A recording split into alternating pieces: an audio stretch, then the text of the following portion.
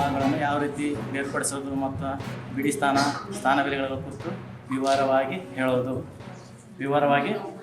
ಮತ್ತು ಅದೇ ರೀತಿಯಾಗಿ ಕಡ್ಡಿಗಳನ್ನು ಬಳಸಿ ಸಂಖ್ಯೆಗಳನ್ನು ವಿವಿಧ ವಿಧಾನಗಳಿಂದ ಮಕ್ಕಳು ಗುರುತಿಸಿದ್ರು ಮತ್ತು ತುಂಬ ಉತ್ಸಾಹದಿಂದ ಚಟುವಟಿಕೆಯಿಂದ ಕಾರ್ಯಪ್ರವೃತ್ತರಾದ ಮಕ್ಕಳು ಮತ್ತು ಇದರ ಒಂದು ಪ್ರಾಯೋಗಿಕ ವಿಧಾನವಾದ್ದರಿಂದ ಮಕ್ಕಳನ್ನು ಕಲಿಕೆಯಲ್ಲಿ ತುಂಬ ಉಪಯುಕ್ತವಾಯಿತು ಅಂತ ಈ ವಿಧಾನದಲ್ಲಿ ನಾವು ಹೇಳ್ತೀವಿ.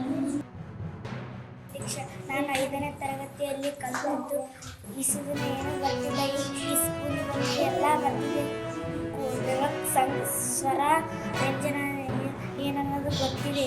ಸಂಕಲನ, ವ್ಯವಕಲನ, ಗುಣಾಕಾರ ಎಲ್ಲ ಬರ್ತಿದೆ. 8ನೇ ತರಗತಿ ಸರ್ಕಾರಿ ಕಿರಿಯ ಪ್ರಾಥಮಿಕ ಶಾಲೆ ವರವಿ ಗಣಿತ ಕಾರ್ಯಕ್ರಮ ಸಂಖ್ಯೆಗಳು